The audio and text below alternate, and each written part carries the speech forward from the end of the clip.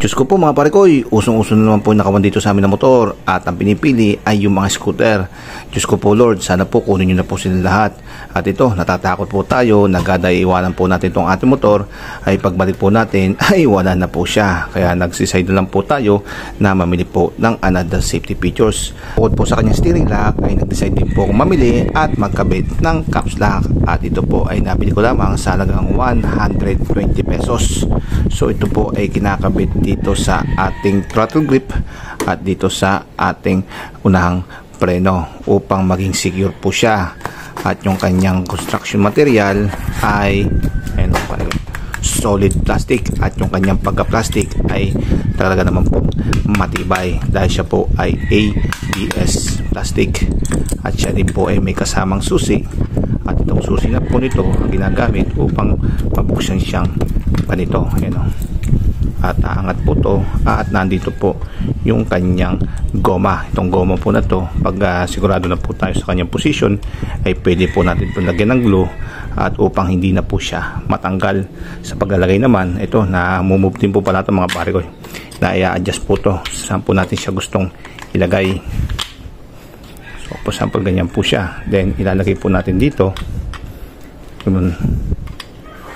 at saka po natin i-squeeze na ganun, piga sabay yun pare ko, at hindi na po mamumove itong ating throttle at hindi na rin po magagalaw itong ating pangunahang preno. So nakapreno po itong ating unahan, kaya yun, secure na secure po yung ating motor. At kahit na po matagal tayong bumalik sa kanya, yan, medyo panatag po yung ating kalooban.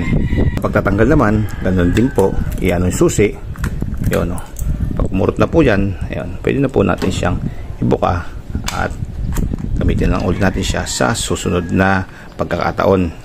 At meron pa po siyang isang version. Ito po yung plastic version, ito naman po yung metal version at made in alloy po siya. At ito medyo mahal ng kante, sa halagang 160 pesos ay ito po ang inyong makukuha, solid na alloy. Meron din po siyang kasamang susi at syempre yung mga goma upang maging fit dito sa ating handle grip at dito sa ating brake lever. Dito din po siya ginakabit, katulad lang din po sa ating plastic na version. At ito po yung kanyang susi. Yan, pag sinusi po natin pag ganun, yan. At dito sa kanyang goma ay mamimili po tayo ng pipit sa kanya. Ito po may makapal po tayong goma, yan. At syempre yung goma po dito ay hindi na po natin kailangan dahil meron na rin po tayong goma dito sa ating brake lever. Itong plastic natin ay nandito po yung pinakalock niya. Dito sa ating alloy version naman ay nandun sa unahan yung kanyang pagka-lock. Pigain lang natin ganun at saka po natin siya pigain na pag ganun. And then pag na-secure na po ay pindutin lang po natin itong ating pinakalock.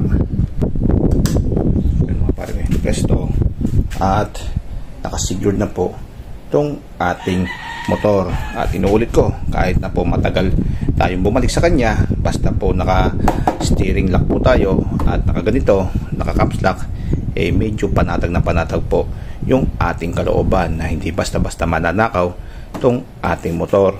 At sa pagtatanggal naman, ganoon din po, ito po yung susi, saksak lang po natin sa kanya, ipit lang po natin at yun, paurutin lang po natin yung ito, then pwede na natin siyang tanggalin at magagamit na ulit natin siya sa susunod na pagkakataon.